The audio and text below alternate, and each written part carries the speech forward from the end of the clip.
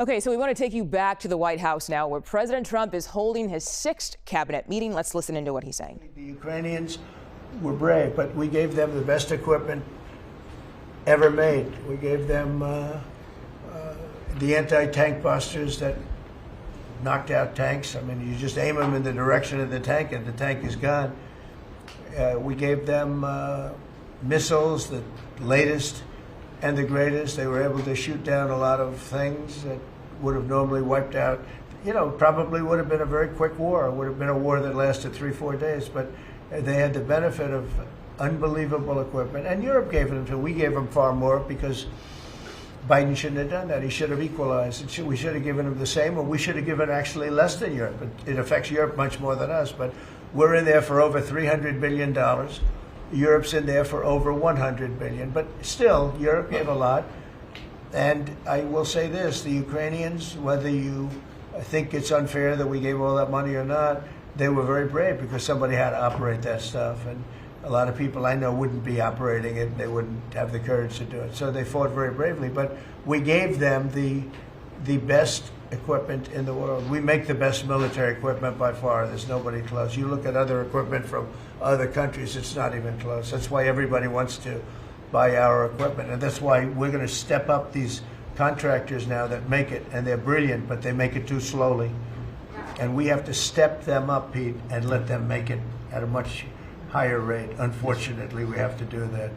But if you look at our Patriots, if you look at our Tomahawks, if you look at our, what we do with tanks is, you wouldn't want to be driving a tank. You would feel nice and secure, but they are javelins, they're called.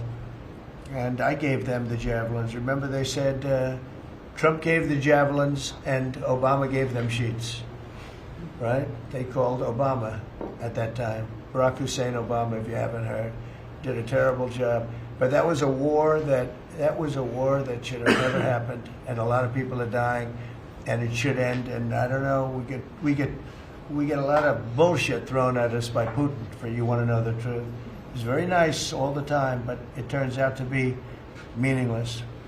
Do you want to sanction him? Lindsey Graham has a sanctions bill on Russia. Do you want him to vote? I'm looking at it. Yeah, no, I'm looking. The Senate is passing. And passed a very, very tough sanctions. But yeah, I'm looking at it. Can you sign that? It's an optional bill. It's totally at my option. They pass it totally at my option, and to terminate totally at my option. And I'm looking at it very strongly. Yesterday, you said Go ahead, please. The Council of Economic Advisors released a new report saying that all right, let's bring in CBS News White House reporter Aaron Navarro for us right now in Washington, D.C. Aaron, we heard from the president there. He's still speaking right now, but anything to stand out to you so far in this 6th cabinet meeting of his? Yeah, Mugo, good to be with you. This quote from the president, quote, "a lot of BS thrown at us by Putin," is really notable, especially just given his remarks both today and last night during that dinner with Netanyahu, where the press were allowed in, where he signaled his displeasure with the Russian president and talked about how they would be, the U.S. would be sending Ukraine more weapons. It's a bit of a U-turn in a sense, though he has signaled some unhappiness with Putin in the past, but it's President Trump showing a bit of a pro-Ukraine stance as he's looking to end this war between Russia and Ukraine. And it was just a couple months ago, of course, where you saw that big Oval Office spat between Ukrainian President Zelensky and President Trump. So this development from President Trump when it comes to the U.S. stance against Russia is notable. He was asked by a reporter about this sanctions bill working its way through Congress for the U.S. to apply more sanctions on Russia. He said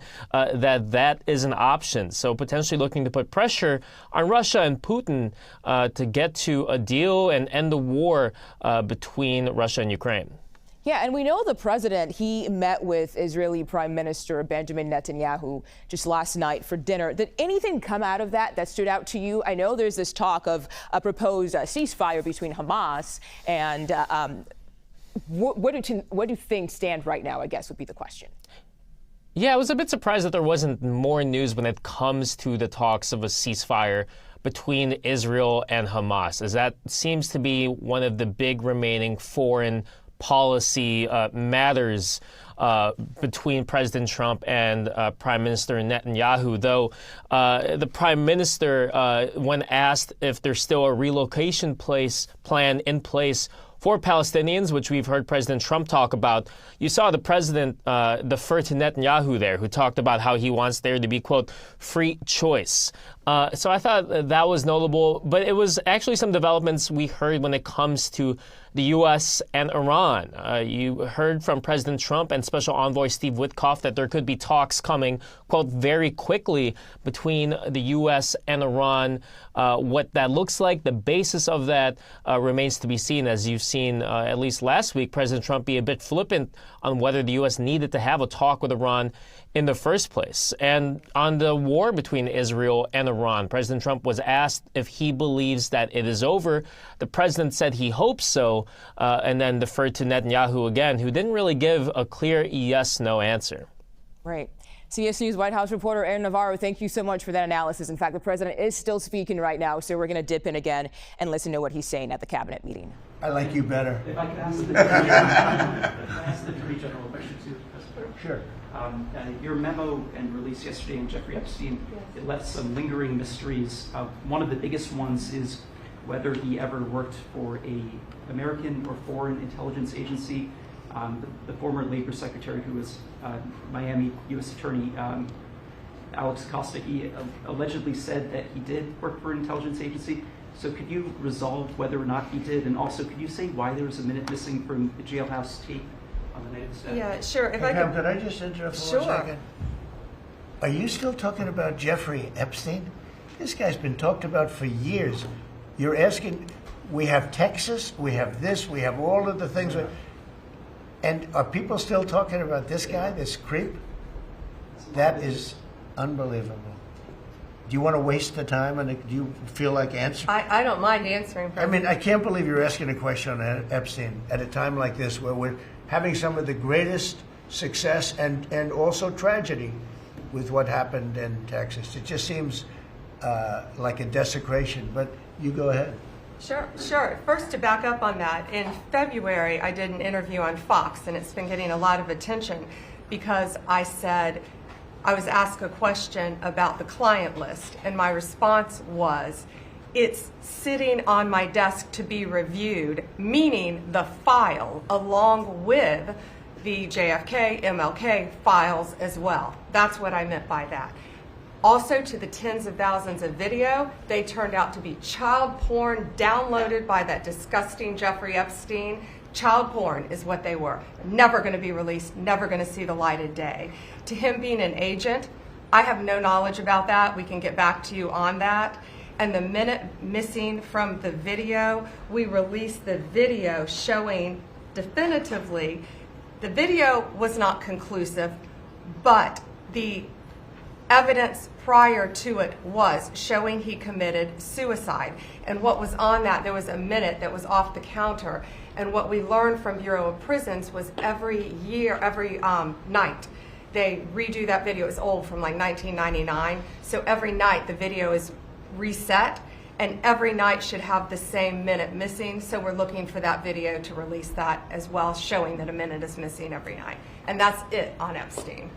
Mr. President, on the tariffs again, on August 1st, you said is the deadline. What incentives do countries have to negotiate? It seems that deadline keeps moving. It was April 2nd, now it's... We didn't move, no.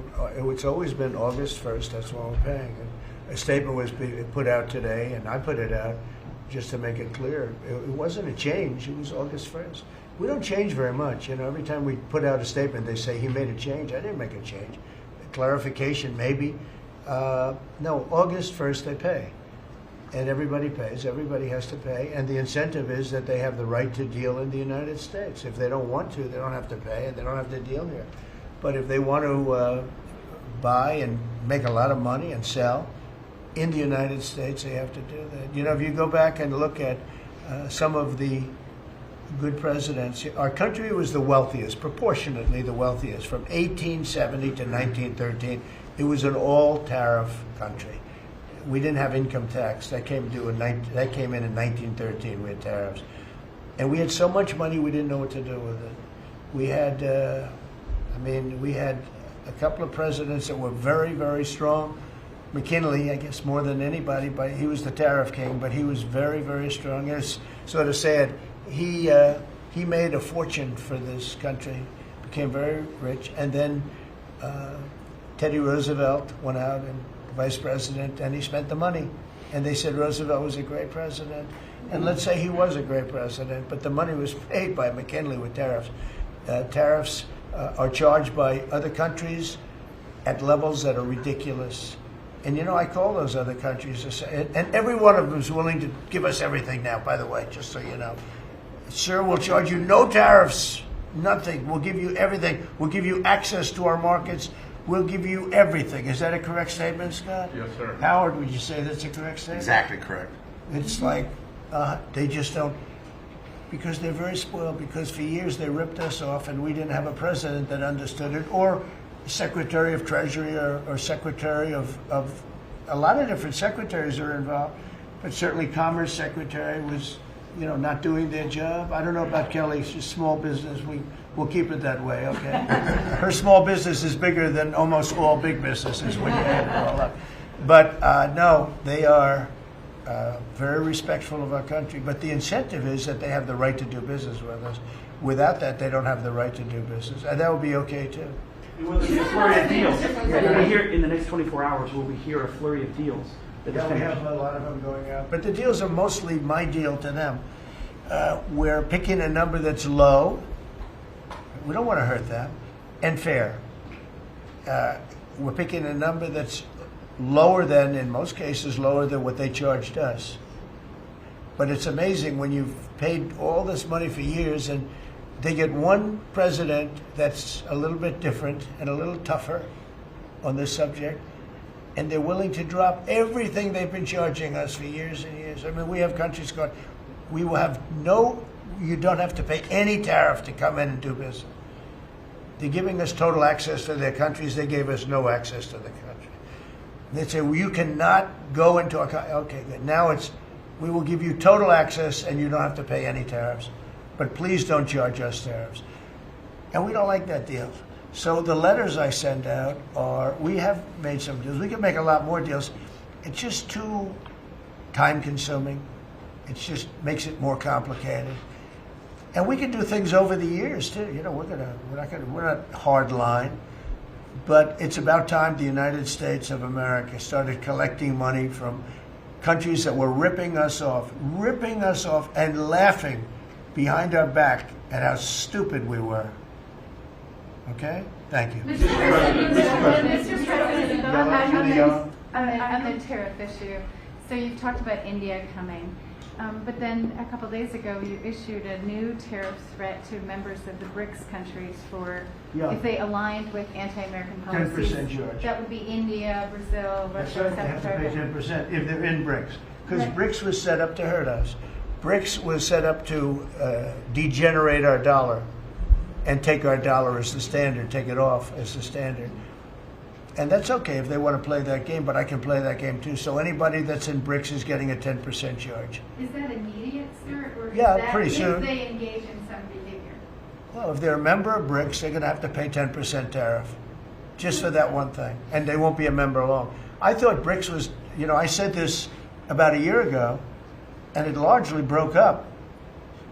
But, you know, there are a couple that hang around, but I thought it largely broke up. BRICS is not, in my opinion, not a serious threat. But what they're trying to do is destroy the dollar so that another country can take over and be the standard. And we're not going to lose the standard at any time. If you have a smart president, you will never lose the standard. If you have a stupid president, like the last one, you would lose the standard. You wouldn't have the dollar as you. And if we lost the world standard dollar, that would be like losing a war, a major world war. We would not be the same country any longer. We're not going to let that happen. The dollar, you ever hear the expression, dollar is king? The dollar is king. We're going to keep it that way, okay? And I'm just saying, if people want to challenge it, they can, but they're going to have to pay a big price. And I don't think any of them are willing to pay that price. Thank you, Mr. President. Are you optimistic about reaching a tariff deal with the European Union soon? Well, the European Union has been speaking to us, Ursula and the whole group, and they've been very nice. They treated us very badly until recently. Now they're treating us very nicely.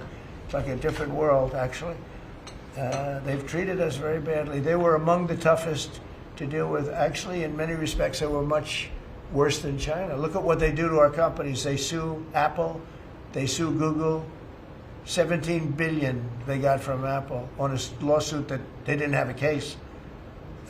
They have, judges that are European Union judges. And they ruled, they take so much money away from our country in terms of that, in terms of other things that they do. They're very tough. But now they're being very nice to us. And we'll see what happens. We're probably 2 days off from sending them a letter. We are talking to them. I just want you to know, a letter means a deal. A lot of people say, we got 200 countries. We can't meet with 200 countries. We have a few trusted people that know what they're doing, that are doing a good job, but you can't do it. You have to do it in a more general way, but it's a very good way. It's a better way. It's a more powerful way. And we sent them a letter. You read the letter. I think it was well crafted. And mostly it's just a little number in there. You'll pay 25%, 35%. We have some at 60, 70. Those are ones with massive, where we have massive trade deficits because they've treated us very badly. But I would say in every case, I'm treating them better than they treated us over the years. Don't you agree with that? I could have done much. I could have been much harsher. I don't want to do that. We want to have relationships, but in every case, they treated us far worse than I'm treating them. I'm treating them very good. I could go higher with the tariffs, but I don't want to hurt them. That's why when you just read it, you come up with the number. It's so incredible that prices are actually going down. Just so you know, when I got in, everyone said, eggs are going through the roof. That was I was in for about 4 days, and they started screaming at me about eggs. They said, that's Biden's problem. I didn't know about eggs. But eggs went up about 5 times. You did a fantastic job. And we ended up shortly getting, in fact, for Easter, they said, go out and buy plastic eggs. You can't use real eggs.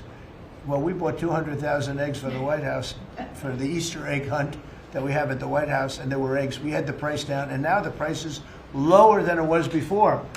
We did a good job with eggs, but we did a good job with groceries. Our prices are down in this country.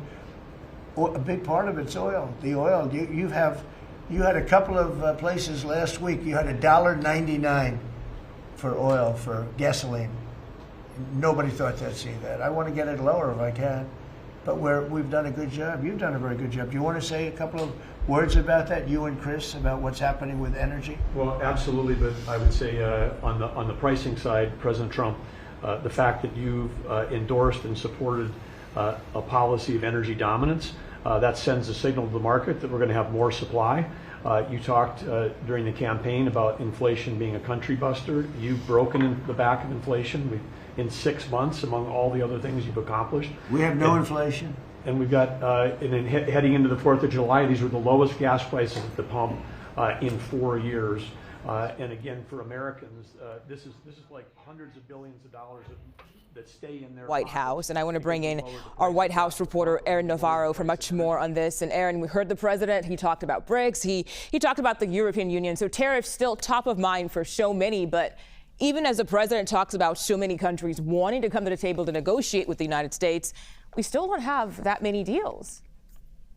Yeah, that's right, Mugo. In fact, we have one final agreement between the United States and the United Kingdom, and an agreed framework between the U.S. and China, the U.S. and Vietnam, but it's certainly fallen short of the 90 deals in 90 days that some White House officials were promising when President Trump introduced these, quote, reciprocal tariffs in April. And the president framed the letters as deals, in part because he's saying that the tariff rate that the U.S. is setting for these countries is less than what they have on U.S. goods coming into their country and is less than what is needed to balance the trade deficit between the U.S.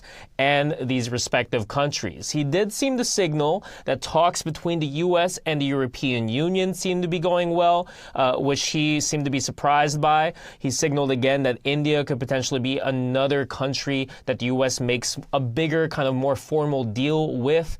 We've heard that as well from some White House officials who say that there could be deals this week. But that's also been a line that we've been hearing for the past couple of weeks. So it's, I'll believe it when I see it type thing. But it is significant that the European Union is one bloc of countries that President Trump seems a bit more optimistic about. Yeah, and just real quick, one more thing that stood out to me was the president saying that the deadline for these countries to negotiate with the U.S. was going to be August 1st, and he insisted, he always said August 1st, but that's not the case, right?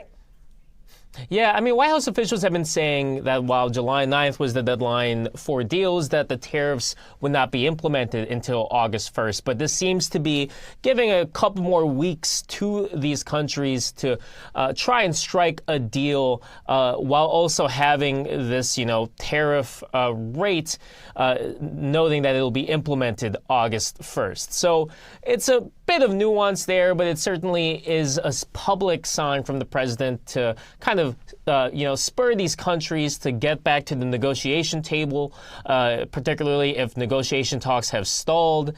But at least from what he has said today and what he posted on Truth Social, August 1st remains the final set date as of now. All right, we shall see what happens come August 1st. Aaron Navarro, thank you so much for your time today. We really appreciate you spending it with us.